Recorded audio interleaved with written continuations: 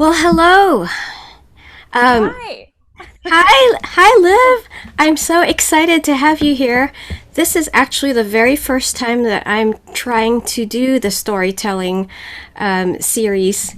So this would be episode, I don't know what at this point, but on my YouTube without my filmographer doing this in person with me. So you're the very first guest as Ooh, like um, across this is international because you're in Canada. technically, yeah. I Yeah, am in a place in Canada that is closer to the States than it is to the mainland of Canada, but still, I am in Canada. you are in Canada and I'm in sunny California, and yet we are on the same time zone. So this is so strangely wonderful and exciting. I'm like, I don't have to have any weird hours or anything whatsoever. Very, Pacific very time cool. zone. We're rare. Yeah, absolutely. Well, the very first thing is I want to talk about your book. Yeah, tell me about how you came up with that format. Yeah. Well, just to clarify, the podcast is called Let's Talk About Myths, Baby, but the book is actually Greek mythology, the gods, goddesses, and heroes handbook. Yes, yes. Um, I say that because the book was commissioned by a publisher, and so it's not associated with the podcast. I want to write another one that's actually fully Ah, associated with the okay. podcast. So, yeah, actually, the book in its format was completely decided by the publisher. So, I really did like the format. It was really simple, just like a really quick guide to some of the top stories about some of the top characters when it comes to Greek myth. I didn't get to go into as much detail as I like to, and as much as detail as I go to in the podcast, which is why I want to write like a much more in-depth book of Greek myth that's more in the voice of the podcast. But yeah, I mean, the book just came about because they basically emailed me and said, we want to publish a book of Greek myth and we think maybe you should write it. And then so obviously I did, and it got illustrated by the brilliant Sarah Richard, who is like, she's so amazing. I love her so much. And then she's also illustrating the next book. Yeah, so I mean, the Greek myth book was just a fun way to sort of start out talking about Greek myths, and it's like a perfect primer if you're new to it, if you're just like coming to the characters fresh, or if you love the podcast and just want to read more. Yeah, so that's the I don't want to say old book because it only came out earlier this year, It was so but it's the recent. newest one. Yeah. Yeah. So give us the title of the book again, because again, I don't have it in front of me, and I Yeah. I just associate it with you, which is Let's Talk About Myths, Baby. So let's say the name of the book. And hold it out, There's please. Yeah, there's one directly behind me. I knew there would be. Okay, get out. So this is There the we are. book, Yes. Greek mythology, the gods, goddesses, and heroes handbook. So yeah, it's very pretty and illustrated, and just like very like bite-sized pieces of myth. There's one of my favorite illustrations: Ares and Eris looking Mm-hmm. badass. Yeah. Mm-hmm. Yeah, so it's a very fun book. And then yeah, the next book they have me writing, or is already written and scheduled to come out in February of this coming year, is Nectar of the Gods. So that's just a book of Greek myth themed cocktails. It's gonna just be deeply dorky and silly. Um, yeah, it's very great. There's 75 cocktails. We worked with a mixologist, so thank the gods I did not have to come up with 75 cocktails because I like drinking them, but I don't particularly know how to invent them or even how to make them really well. So yeah, the publisher pulled in Thea, I think is how she pronounces her name. I should check. Thea Angst, and then again with Sarah Richard to illustrate it, and it's 75 of like the dorkiest, silliest, most hidden, most historically, I want to say historically accurate, but also just historically detailed cocktails. Just very silly. It's gonna be really fun. I think it's amazing that somebody commissioned you to do this book. I mean, based on your winning personality and charm, and obviously the popularity of your previous book. And again, it's a total hit with my son. He's just the best reviewer for so many things because he's honest. He is 14 turning 15, so he just says it as it is. You know, he says if something is boring or too whatever to this, and fine. But I said, take a look at this new book, son, that was given to me by my friend Liv, and she's, in that podcast, she does a podcast. Let's talk about myths, maybe, which is very popular with my high school students. My high school students, when they're asking me about resources for their projects, can we use this one? And I'm like, oh, it's Liv. I said, yeah, as long as you cut out the parts, you choose the episode that is, or you, somehow, yeah, it's fine, good secondary resource, definitely, and fun, and it's what they're looking at, Liv, when they Google myths or whatever, your name comes up, and they like listening to you, because you're just so engaging. Anyway, the book itself, my son loved the fact that everything is bite sized, because I know he's heard about Greek myths since he was, like, I don't know, 2 years old or whatever, but it's different, with him, because he's got a bit of a reading disability, and so for him to see the bite sized approach, he takes it in faster, and then if he's curious about it, then he can ask me more. You could dive deeper in. So I guess the next, maybe the third book that you'll be doing will be that deep dive in, right? Yeah. That you're looking forward to doing.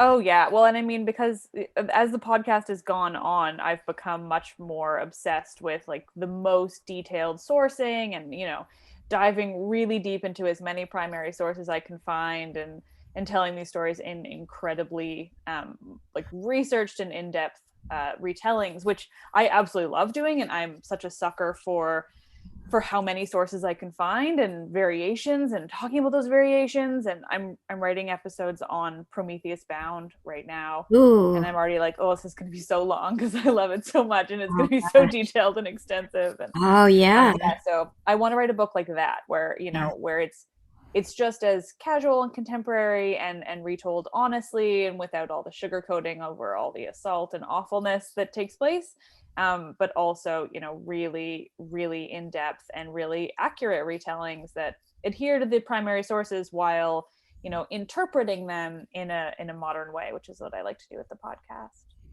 The whole, question about, that always comes up is what was the original, what's the true Original one? myth. Yeah, it's always like I always tell the kids, true and original myths, they you really need to understand how myths form. They're traditional, they start locally, and so if you try to mesh them together with the other next door neighbor local traditions, it's going to change, and the perspectives are going to be different. And then by the time someone writes it down, that's an entirely different thing. So, all I can give are these sources that were written down that we have, which perhaps is echoing what the oral traditions were at some point.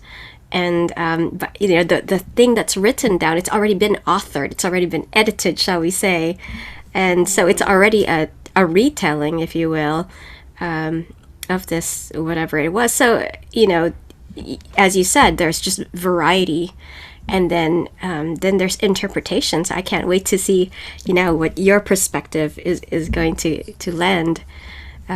Yeah, so Prometheus. Okay. Who else? I know who else, but you tell us, who else are your most your favorite characters, or gods in mythology? It all depends on the day and my mood and Mm. why I want to love them. Overall, though, I mean, Medusa's become a favorite, which I think That's is the just so one. obvious. Yeah, that's the one that everyone expects from me right now. Just simply because of those variations that you were just talking about and that I look at. I think her story is completely fascinating because it exists in so many different forms, but also none of those ancient forms really resemble what we think of her today. Kind of what we think of her today is based almost entirely on more modern representations and like just a general misunderstanding of what existed in, or what does exist in the sourcing that we do have that survives. And I just think that's utterly fascinating because, she's a bit of an enigma, and there's just so much there, but also at the same time there's not that much there, and there's lots of room for interpretation based on what we do have. And then the visual representations Oh, the completely throw a visual wrench in ones. everything. And that's Yes. what I find so interesting too, because the text representations versus the visual are very different. You Mhm. can't, like, you don't find a text representation that physically describes her in the way that she is depicted in imagery, and in, on pottery, and on mosaics later, and all these different things. It doesn't really mesh with any kind of description, physical description, that exists in the text, and that alone is fascinating, and there's just so much. Yeah, I mean, is she a Gorgon? If you see her as a Gorgon, then there's an entirely, there's a very rich Gorgon material that Mm-hmm. exists, including But not iconography. text descriptions much. Like, Yeah, it's mostly right. all in that Exactly. It's iconography. visual. Yeah, yeah. Yeah, but then it's like, to me, I wonder, we have the oldest sourcing on, the word Gorgon is both in Homer and in Hesiod. Homer doesn't name Medusa, he talks about only one Gorgon, and then Hesiod names Medusa and the Gorgons, but he doesn't describe what she looked like, and the way that he describes what happens to her sounds very human. It doesn't sound very monstrous in that source, and there's just so much there because of that. And then, yeah, and then you jump into the visual representations that we have of Gorgons. And but I like to wonder too, because Medusa was the only mortal Gorgon comparative to her sisters. It sounds to me like she could visually be very different looking from the immortal Gorgons based on the text descriptions or the text about them. And then that opens a whole other thing, because then you also have a lot of visual depictions of her that are not monstrous at all, that are just like a woman with wings coming off of her back and being killed and having her head removed, and she's not particularly monstrous. Or there's like a Boeotian one that's really fascinating, where she has the snakes for hair, but she still looks very human. She doesn't look like the Gorgon faces that we have, and she's still very sympathetic, and her sister's there protecting her. And oh, there's just so much. There's so much. It's so fascinating. Yeah. Could go on, obviously. Oh, yeah. Such a rich material, and Mm-hmm. it's fun. It's just fun to rabbit hole and just like spend a few days just looking at all that and thinking, as you said, about what does it all mean? Like, Mm-hmm. what did it mean to them? And then reception wise, what does it mean to me? And what does it Mm-hmm. mean to others when you see this image, right? Mm-hmm. So, yeah, what do we really know about it all? Oh, who's another character in mythology? I mean, I have so many that I find fascinating for different reasons. My favorite, from the perspective of just like how long I think I've been in this, and looking at her, is Harmonia. Uh, Mm-hmm. Even though there's very little to nothing really on her, and I find that alone fascinating. Yeah, she's my favorite to sort of interpret in my own way. I'm trying to write a novel about her. So it's, to me, Oh, I there you approach go. Harmonia. Yeah, I approach her differently than in the podcast, because I'm trying to learn more about her and then turn it into something for myself, versus the podcast where I'm trying to learn everything about what we physically have surviving and then relay that in a retelling. So it's an interesting difference, when trying to do that research, because it's so much of what I think about her exists in my imagination versus the sourcing. Whereas everything else I do for the podcast is like, no, it has to be in the sourcing. I don't really let my imagination come into it all that much. So, yeah, I mean, or like, goddesses. Aphrodite's always been my favorite, but I couldn't totally tell you why. Um, Dionysus is fascinating. I love Odysseus, even though he is an awful guy a lot of the time, but I What do you love like about him. him? What do you love I about have him? don't really know, honestly. Like, I love the Odyssey, and I love how weirdly, I love how he tells the stories, and how we can kind of wonder whether he made it all up, or whether all of these monstrous things that he encountered did exist and he was telling the truth. But then we know he was lying for so many other things, because it's obvious, and he's like, I'm going to come up with a really intense lie right now off the tip of my tongue that like goes into generations of lying. And I just find him fascinating, I guess, for all of those reasons. But I yeah, I like don't have like a that. good reason why I I like like him. that It's idea. easier. of that not very clear divide between lying and narrating a story. Hmm. I like that. Yeah.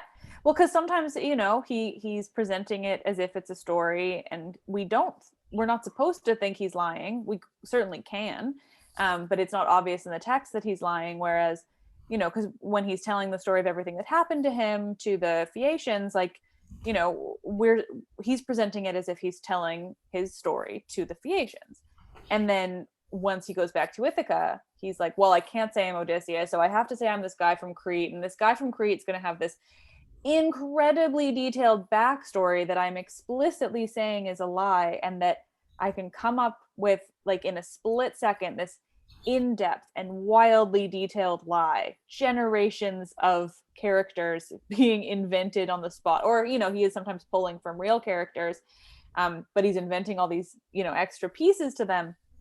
And then, but that one, he's explicitly lying. He's talking about how he's making it up, versus the other one. And yeah, I mean, I find him just very interesting, even if he does awful, awful things.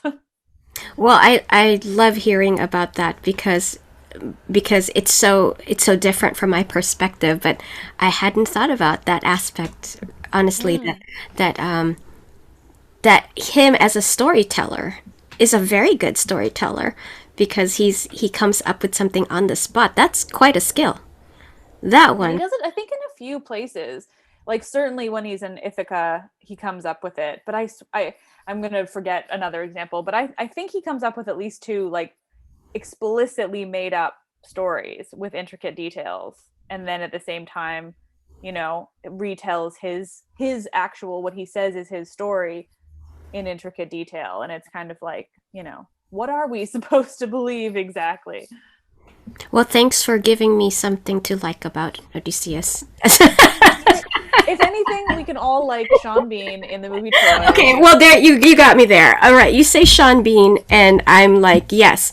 Again, we both agree and I think we talked about this in when you interviewed me. That Yeah. you're like Sean Bean. Oh, that's such a missed opportunity. He should Oh my have had god. his own Odyssey movie, and then he would just do no wrong. Liv, he could do no wrong for Yeah. me. I There, mean, he would have been amazing. They would have been gotten rid of all the particularly awful things he does, because Hollywood would have made him a hero, and then we could have really loved him, you yeah, know? yeah. They still need Yeah. to do that. They need to find someone who has that same Sean Sean Bean could Bean still like. do it. Because it just, I mean, he was away for a long time. Maybe he was older to begin with. We don't Ah, totally all right. know. Like, Sure, yeah. sure. So they could did flashbacks of a younger actor who looks like Sean Bean, and then No, they can do all that with computers now. They can make true, them true. younger, right? Yes, yeah. Like, the way that they'll do that I sometimes. So like how no, you no, think. we can do a full Sean Bean. Sean Bean still looks great. He He does. deserves this. Yes. Yeah. Wow. Time to sell this to someone. With me, the character that who I love that people are like, you what, is Achilles. So I get it. I say something and they're like, why? And Yeah. then I say because he was. I mean, I could say lots of things like because he was a bad boy. Anyways, I could say things like that, or but there are various reasons I can think of as well, and it's like those are the things that make sense to me. But when you love a character, it's for personal reasons, and you say, yeah, okay, he does a lot of awful things in the book. All right, those are not the parts that I'm loving. That's not Yeah. what I mean. I mean, when you love someone, you're not talking about the parts that are bad. You're like, no, this is the part that I like, and I like how he's so sweet to his mother, and he just when she gave him presents, he took it with him to try. He did, and he liked the blankie she gave him and everything. And when he's in trouble, Mama, why did you give him blankies and cup to for libation to Zeus and he took those and it's like when he's sad, he's like, Mama, please hear me, and she's like, yes, son, and she holds his hand, so they have like a sweet relationship. And I love how he's so loyal to Patroclus, and he knew he screwed up, when he allowed Patroclus to take his armor, and then Yeah. and then when he died, he's just like, no, it's over, it's done. So Yeah. like that devotion. So we all have our reasons for loving these. Yeah, what do we got? Dedication. 40s is my first. Oh gosh. Wow. What would you do? Sometimes it has to happen. What do you do, Liv, if when you go back to Greece sometime and you come across Odysseus, because there are Greek guys named Odysseus and they're like, I mean, hello. I wouldn't argue. I love how they have like they still have the Greek names, the ancient names. You go there and they have Hector, Paris, A friend Alexander, of mine dated an Apollo. Apollo, and then you have the goddesses. You have F3P, Aphrodite, you have Demetra. Yeah, I'm just like, oh my gosh, wow. I mean, fall in love with each other's names, just right there. I mean, yeah, I'll take it. My name, technically, my first name is actually Alexandra. So, it fits. Mm-hmm. I'll just use that maybe when I go over there, even though I would not know how to respond to it anymore. It's been so long. But You're a fighter. You're a fighter, Alexa. yeah. Fighter of men. Protector. Yeah. And protector, yeah, sure. So now I'm going to ask you, like, how did you start your podcast? Like, how did it even begin? I suppose it's an interesting story in the way that it's the most boring story, in that I moved away. I was living in Toronto for a long time, and then I kind of had like a quarter life crisis, and I yeah. I was like 27, and my career in Toronto was going nowhere, and they paid me less than no money. And I had some stuff going on back home, so I moved back to the West Coast, but I moved to Vancouver instead of Victoria, where I'm from, thinking big city, great. And I got a job that I hated, and I was lonely and sad and super depressed, and I just listened to podcasts nonstop to make myself feel better. And then eventually was like, I don't know, I guess I'll just start one. Like, that's something to do. It's something to make me feel less lonely. Like, it's something to just take the time, just something for me to do. And so I just started it, and then within like 6 months I moved back to Victoria, and got a job that I didn't hate, and then kind of just kept going from there. And then just over a year ago now, it became a full-time job. So it's just been, now it's just like the thing I do for work, which is Congratulations on that, on a wildly successful podcast. I mean, I know that, I can only imagine that you didn't dream that it would be like that, when you started remotely. it. Yeah, not remotely, let alone that it would get me a book and that it would pay the bills. And Amazing. It's a very cool little job that I have now. And it doesn't really feel like a job, but also it does. Yeah. When did you start that? The podcast, I started it in July of 2017. So it's been 4 and a bit years now. Yeah, not that long ago whatsoever. No. Within three and a bit years, it was paying the bills, which was really cool. Wow, very cool. Yeah, it's very fun. I mean, I'm certainly like feel very not lucky because I worked my butt off for it, but I'm just I feel very grateful for this being the way I get to live my life. It's very cool. How did you first approach people to be on your podcast? That also came out of nowhere, because I've only had people on the show for about a year now, I guess. Ironically, I don't think this is irony, but coincidentally maybe, or one of those words that people use when they mean, or when they say irony and they mean these words. But I had never really had guests on. I've had a couple like podcast friends on or something, but then otherwise I really hadn't had anybody on until Bettina Hughes's publicist reached out to me because she published a book. And I was like, okay, I mean, I guess I can have guests on the show. I guess I'll start big. Wow. So Bettina Hughes was my first real guest, and then Natalie Haynes was my second.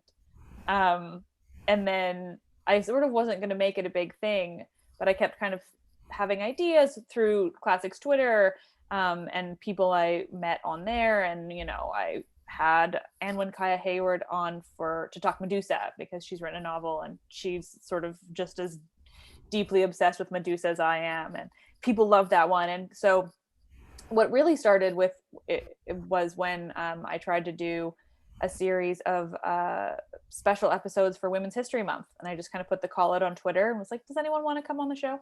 It turns out I have a ton of people on Classics Twitter that follow me and that I'm mutuals with and friends with, that wanted to be on the show. And then so it became just a regular thing. So almost every week I have people on the show. Again, this is basically all through Classics Twitter, and then also authors who approach me or whose publicists approach me when they have new books coming out and stuff. And it's become like, I mean, definitely one of my favorite things. I just get to sit down and like have scholars and academics like just ramble on about their specialties, which are just so fascinating and interesting, and I get to learn so much, and my listeners really love it. I was actually looking at the detailed statistics the other day for something, and my conversation episodes get the same, if not more, downloads than the regular episodes of the podcast, even though they came in, 3 years in was when I started doing them. So yeah, it's a very fun new thing that I'm doing, and yours will be on soon enough. I forget what day I've scheduled it for, but I'll let you know offline. Thank you. It's in the calendar, but yeah, podcasts are so interesting. I'm still, I have to say, I'm more of I'm so very introverted. It's and this is ironic because I am introverted. I don't mind being in front of people because I'm used to being a teacher where, I'm teaching stuff. And when I'm teaching, I'm not thinking about myself. I'm thinking about the topic, right? And when I'm performing, again, I'm not thinking of myself, but just the thing that I'm playing and stuff, and I get very lost in it. So a podcast to me, I get rattled because it's just sound only, and I'm thinking, oh gosh, and it's just me, and it's just a sound. I don't know if I'm making sense, So I hope I did a good job in yours. Oh, you made so much sense. Don't worry. Oh, I still feel that way too. I'm deeply introverted, and I don't like attention, and I somehow have this job where I'm like, have so many people listening to me all the time and contacting me and all of this. So I get that. See, I can't do anything in front of other people. The most I can do is this, where I'm like, I'm just looking at you and I'm pretending that you're not, that we're not recording this, and that my face is native on the internet, because I don't like putting my face on the internet. It's just my voice. And because podcasts aren't live, because you record them and you edit them and then you put them out later, it feels so different. Okay. Like it doesn't feel, it just, I've gotten used to that part. But then, I've done 2 live shows before the pandemic, before the pandemic.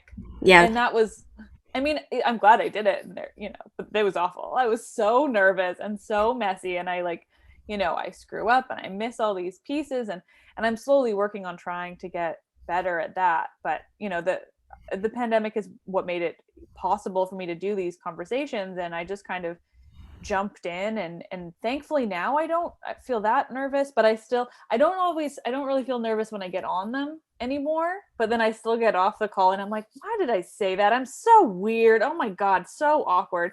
It's all these different things. You still beat yourself up. So oh yeah, and misspeaking, right? Oh yeah, misspeaking I've gotten, it doesn't bother me anymore, and I think that I speak so much now that misspeaking is like the one thing that I don't worry about. It's more just like every bit of my personality coming out in my voice, where I'm like, no, you're so awkward and weird. Like, it's just those silly things that we do to ourselves.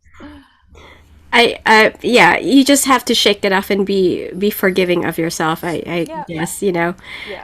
One of the more awkward ones that I did, I mean, it's going to be edited and all, but like, was the one for National Geographic Overheard, where I thought it was a video, and so I'm like PowerPointing. He's like, no, it's just all, it's a podcast. I'm like, and he's like, so it's like just sound. I go, oh, okay. Because I think previous to that we had done a New York Public Library one where it's both, where it's being recorded, but they will also do the audio version. So I was thinking, that that's how it's gonna be. And Yeah. so, but it's like, so I'm like PowerPointing and everything. It's like, oh, no, no, no. Like, oh gosh, all this is gonna be edited, right? Yeah, okay, no problem. All right, sure. Let's try again. All right. It's just, yeah. That's the thing. Editing's the key. That's one of the things I think ours was a little different because we were doing video too, so it was harder for me to get in the vibe of like how I kind of usually preface the show. But it's like I can edit anything. If you say something you don't like, just tell me. I'll cut it out.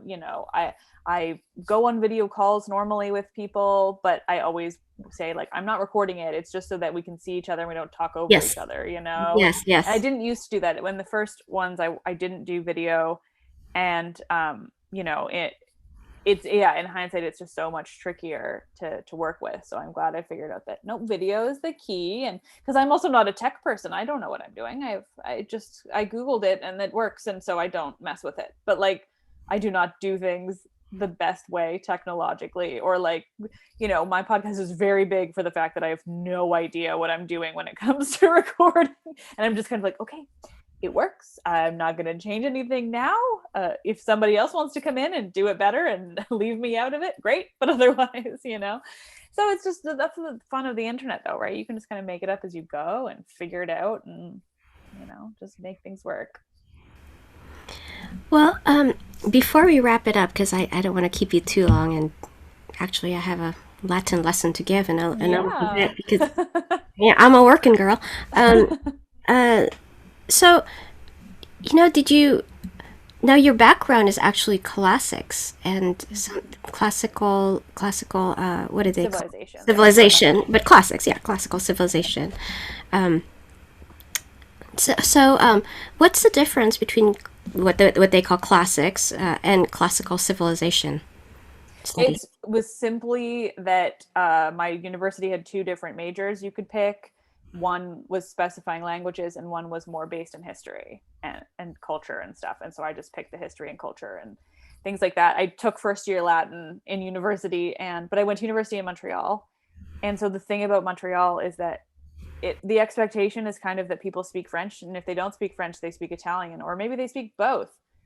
And so, you know, the class was kind of taught as if people already had a grasp of Romance languages, and I did not, because my Oh, French is very okay. bad. As Uh-huh. a Canadian I am from Quebec, I am very French as a family, but I Yeah. do not speak French very well Got at it. all. Uh-huh. But yeah, so it was so hard to grasp first year Latin that I just was like, nope, I'm doing civilizations instead. We're doing history and mythology and archaeology and all that. So that's kind of what I specified instead. And so I don't speak, or I don't know Latin or ancient Greek, which is a tragedy. But I'm learning modern Greek, so. I because I took classics for only 2 years as an undergrad because I have an interest, a strange and interesting background where I have 4 degrees, but because in the same school I'd taken English lit, my humanities stuff was already out of the way. So they Mm. told me, so you just need 2 years of languages. I mean, they squished 2 years of Latin and ancient Greek into me in 2 years. And then somehow I got into grad school with only that. But that meant that I didn't know civilization so very Mm. much because I was just learning languages for those 2 years. And then here I was expected to be, in grad school, and I didn't know all that stuff. It was crushed into my brain as I was writing papers, and it didn't stick, Liv. It didn't stick. Yeah. So I envy the classical civilization, undergrads like you who had that because I didn't have that. And Mm-hmm. so I had to learn everything on my own after grad school, really, in many ways, to learn it correctly, not just write papers with it, read it, Mm-hmm. read it, read it to find these paragraphs, these sources, stick it in papers. But I didn't remember any of it. It wasn't until later that I processed everything and reread the books. University, though, in general, at least in undergrad, is so like that anyway. Like I did a double major. I did a major in classical or classics, classical civilizations, and then I did a major in English lit as well. Oh, okay, okay. Yeah, And so they I, mix, yeah, don't they? It's really nice because we they get, yeah they work really well together. yeah, Keat, you get your Yeah. Keats, your Shakespeare, with the mythology, Hmm. woven in there. Yeah.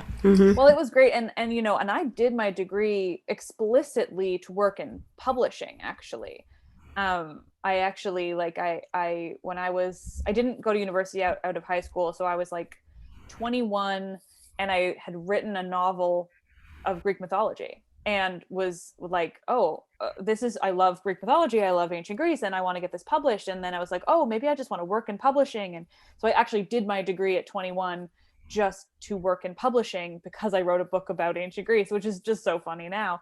Um, and then I worked in publishing for years, and that's what I left in Toronto because publishing could suck.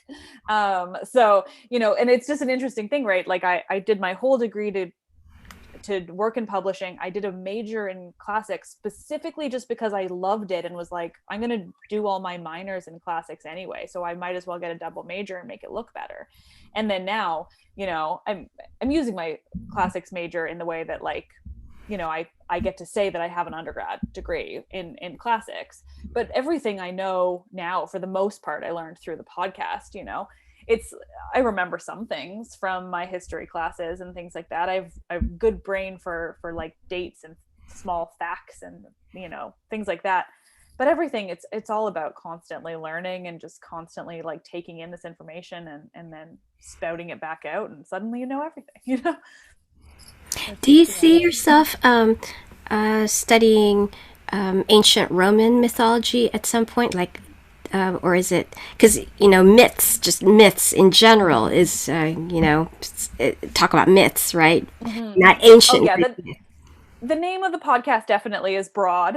But and I do, even like my subtitle, which just kind of catches like for search engines, is a Greek and Roman mythology podcast, because I do love Ovid specifically, and I've covered the Aeneid and things. So I haven't left out Rome. I kind of consider Rome amongst it, but my passion is for Greece. So when I go to Rome, I'm comparing it to Greece, when I'm Mm-hmm. like, oh, the Aeneid is, yeah, I don't love the Aeneid. And all I do is talk about how it just, is not Homer and all these things. So it's a bit unfair to the Romans, which I'll admit.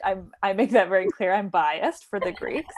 But I do love Ovid so much. So, I try to cover there's a lot of metamorphoses, myths that are in my podcast, which of course Ovid was working more off of Greek than anything else anyway. So, but yeah, I just don't know enough about the explicitly Roman myths. My knowledge is kind of on the Roman myths that were adapted from Greek or were inspired by Greek and things like that. But I'm open to Rome. I'm open to Egypt as well. But I don't know enough to dive in yet.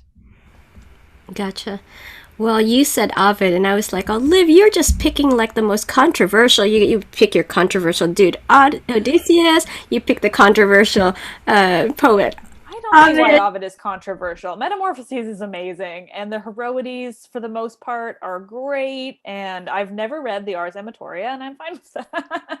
Well, I love Ovid. He's controversial, but I love him. And again, when I say I love, it's like there are very specific things I love, and then there's stuff I want to I leave alone and Yeah, let people I'm problematize yeah. that. Leave Ars Amatoria alone. I'm gonna leave Sappho's Heroides alone and never go near it, and little things like that. And then otherwise, I just love Metamorphoses mainly. I do have to say I love Ars Amatoria. So Oh yeah. so there I there don't. The only thing I know about it is just that it can kind of be taken as like a pickup artist kind of work. I've well, not read it, but you might want to read some stuff that Armand Dangour says about because he's good with that sort of thing. Finding the meaty, saucy stuff in there. I Yeah. think. What book of his do I have? Sorry, Socrates in Love, or yeah, that's the one I have. Thank yeah, you. yeah. Um, I've been fortunate that he's been giving me PDFs of his other stuff because I can't afford his. I can't afford most books. I thank you very much for Books giving are me, very expensive. Yeah. look, raising a child on a teacher's salary is you know, has been my act of heroism. No. It's been a challenge. It's been, a path, and yeah. So, I appreciate that. I love it when authors donate their books to me and sign it because it gets exciting, and I show the kids, look, the author signed it to me, and I put it in the classroom, and they can't touch it unless they let me know for sure that it's they're coming in to do research, and they cannot leave the classroom because I've seen books walk out of there, and never come back. Never You come should get back. it for your for your school's library. Is that a thing? We do School have a library? school library. I have been thinking about asking them to buy books. It's just been a very crazy couple of years with COVID and everything that I feel like it's just like one more thing for my librarian. But I keep telling the authors, yes, I'm going to ask my school librarian to look it up. But then there's like the nearby school, UC Irvine. I do ask my friend and mentor, Professor Andromaki Karanika, if is this in your library? Are you guys going to order it and stuff? And funds are just low for them to, even like universities like to be ordering books and stuff. It's like, okay, well, it's trickier. Especially for those departments, right? That do Yeah, classes and things, they don't get the money. yeah, yeah, exactly. It's not like they can just say, yeah, we have like, sure, we can order $500 worth of books that you recommend. It's like, okay, but who are we teaching it for or whatever? It's kind of sad, but well, we do what we can, right, Liv? We love what we love, and we keep like just talking about our love to people. And speaking of that, thank you so much for everything that. Is this a heart? There you go. Heart. Heart, we go. Heart. For everything that you do for, classics, mythology, literature, kids, kids of all ages, Yeah, I mean, I don't anything that I help kids out with is completely accidental, but I'm glad that it happens. I feel like I'm constantly hearing from younger people, or just I mean, because I'm like I just kind of swear away in my podcast, and kind of whoever listens. So, but I'm very glad that it does seem to spread around, and people. Okay, now my cat decided to start yelling next to me. Oh, it's time, Yeah. But yeah, no, I mean, I'm just thrilled. Thank you so much. Well, I'm thank loving that I can help and spread yeah. mythology. I'm gonna play this for the kids, sometime, so they can know and be inspired by your story. If sometimes you just follow your heart. You start out with, you do a job, you do your undergrad, you do the things you like, and then something doesn't work out, and you just try something, and it works out. And it's like, how did this happen? Thank you, gods out there, I mean, whoever's I looking also think for me. the most helpful thing for people too that comes out. Oh, now the cat's on the lap. He'll say hello. I can't. But the biggest thing that I've kind of learned out of this is because I think a lot of people also assume that you have to find all of your success. Everything has to happen like in your 20s, and if your 20s aren't good, then you failed. And I'm very proudly, like, happily in my 30s before I got any kind of real success. And I think it was reassuring to me. And so I try to also spread that around too. Again, thank you so much, Liv. I can talk to you. you forever, and I will be talking to you forever, so through DMs and stuff at a later time, and bugging you for things in the future for future interviews, because as president of CCAS, there's that. There also being a classroom teacher, I'm like, Liv, you want to talk to my class? And they'll be like, oh, whoa, that's the author who we love, and that's a podcaster. Podcasters to kids are like, YouTubers, podcasters, you know what I mean? You are so fancy, you don't even I know. might as well be on TikTok. Oh, Liv, are you not on TikTok? Oh God, no. Oh, you are TikTok It's material. loud. I know. No? I hate it. No, I hate video, and I hate that it's so loud. I don't do When I TikTok remind either. people that I'm in my 30s. I've done only one TikTok, Liv, and that was for the NYPL 30-second clip thingy, and that's it. I can't imagine. Introverted people. I get you. Yeah, exactly. Well, have a fabulous rest of your Saturday, because you have to take Sunday? time. Thank you. Sunday. Oh my gosh. Sunday. Okay. Okay, I got to teach tomorrow. Whoa. All right. Sunday. Have a wonderful Sunday, Liv. You too. And I'll be talking to you soon. Yeah, talk soon. Bye. Bye.